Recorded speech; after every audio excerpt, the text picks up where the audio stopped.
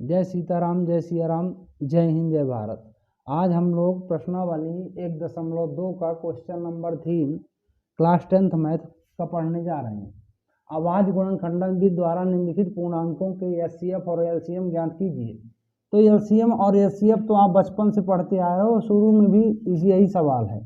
तो हल एक डालते हैं, 12, 15 और 21, 12, 15 और 21। तो पहले 12 का हम अभाज्य गुणनखंडन कर लें। तो 2 छक्का 12 मतलब 2 6 12, 2 तिहाई 6 और 3 एकम 3। तो हमारा 12 का निकल के आया 2 × 2 × 3 × 1 भी लिख सकते हो, कोई दिक्कत नहीं है। अब 15 का निकाल लो। तो 2 से नहीं कटेगा, ये 3 से 3 5 जब 15, 5 1 जब 5। तो 15 का जब निकालोगे ये आएगा 3 × 5 × 1, ठीक। अब इसके बाद 21 का निकाल लो। तो 21 का निकालोगे तो 3 से 1 जा 21, 7 1 जा 7। ऐसा करने के बाद अब 21 है तो यहाँ 21 लिखे, ये आया 3 × 7 × 1, ठीक है। अब देखो, आप लोग लघुत्तम जिनसे इस तरह आता था उनके लिए थोड़ा समझना है। जैसे मान लो जो ऐसा लगाते थे हम लोग, अभी एलसीएम ऐसा करके यहाँ रखते थे 2 3 जो भी है ना, आपको ये ध्यान देना है कि ये अंक जैसे मान लीजिए 2 है, 2 × 2, बाकी किसी में रिपीट नहीं है। क्या है? 2 नहीं है। तो जब 2 रिपीट नहीं है तो लघुत्तम में ये दोनों अंक लिए जाएंगे। अब बात समझते जाना थोड़ा। एलसीएम तो ये हो गया तुम्हारा 2 × 2 हमने लिख लिया। अब देखिए 3 जो है यहाँ भी है, यहाँ भी है और यहाँ भी है, मतलब तीनों में 3 है। तो जो सब में हो उसको एक लेना है। जो खुद में जितनी बार लिखा हो, जैसे मान लीजिए खुद में लिखा है 12, मतलब 2 जो है 12 बस में है, बाकी किसी में नहीं है।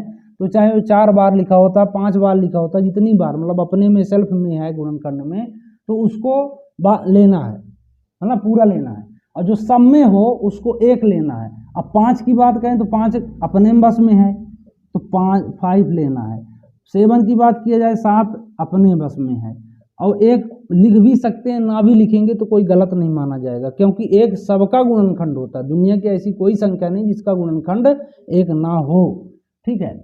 अब इसका गुणा कर लेते हैं। 2 दूनी 4 आया यहाँ, 4 तिहाई 12 आया यहाँ। अब 12 का आगे पहाड़ा पढ़ना है। 12 पंचे 60 और 60 मतलब 7 7 छंग 42, 420 होता है, ठीक है।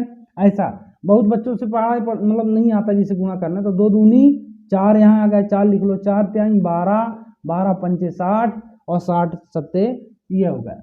अब बात एचसीएफ की होती है। तो एचसीएफ होता है हाईएस्ट कॉमन फैक्टर, उभयनिष्ठ।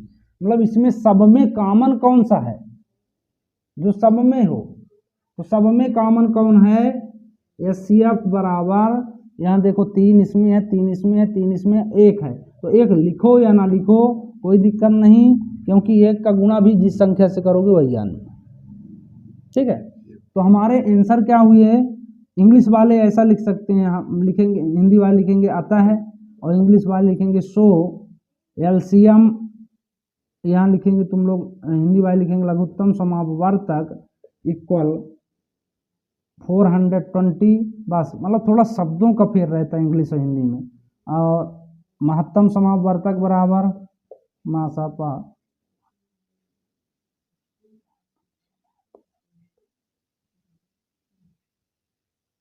बराबर 3 या एचसीएफ इक्वल 3। मतलब इंग्लिश वाले एचसीएफ लिखेंगे और हिंदी वाले महत्तम समापवर्तक, ठीक। कुल मिला के आप समझ गए कि मतलब फिर समझ लीजिए एक बार। वो बच्चों को दिक्कत होगी जो सामूहिक मतलब सामूहिक संख्या को लिख के और फिर लघुत्तम निकालते थे। जैसे इसमें ये दिमाग लगाना है, अभाज्य गुणनखंडन है तो 12 का मतलब हम देखते हैं तो 2 × 2 × 3 होता है।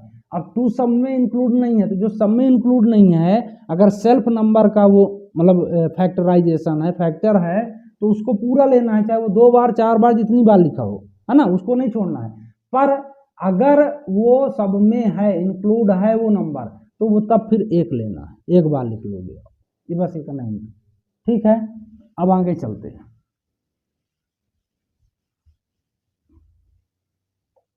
दूसरा नंबर देखते हैं 17, 23 और 29। ठीक है, 17 का सबसे पहले वो निकाल लेते हैं। तो 17 एक ऐसी संख्या है कि 17 से ही कटेगी। 23 एक ऐसी संख्या है जो 23 से ही कटेगी। 29 एक ऐसी संख्या है जो 29 से ही कटेगा। ठीक है, अब बात इनके गुणनखंड की आती है, फैक्टर लिख लो। तो 1 × 17, फिर 23 का लिखेंगे 1 × 23, फिर 29 का लिखेंगे 1 × 29।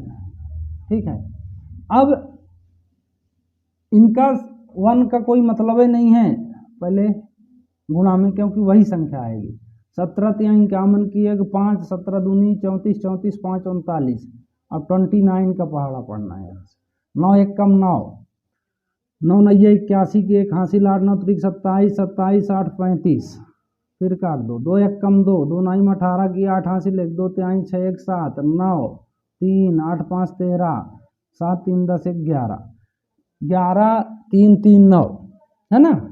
ये क्या आएगा इसका लघुत्तम, एलसीएम, लघुत्तम समावर्तक हो गया।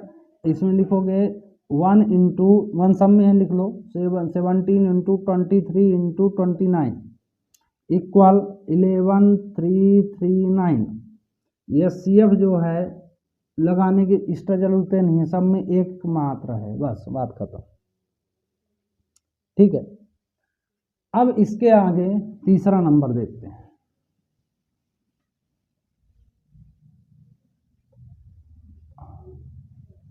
एट 9 और 25। ठीक है, पहले 8 का निकाल लो। तो 2 4 जा 8, 2 2 जा 4, 2 1 जा 2, मतलब 2 चौको 8, 2 दूनी 4। 9 का निकाल सकते हो, 3 3 9, 3 1 कम 3। 25 का निकाल लो, 55 25, 5 1 कम 5। ठीक है, अब 8 का फैक्टर लिखेंगे 2 × 2 × 2 × 1।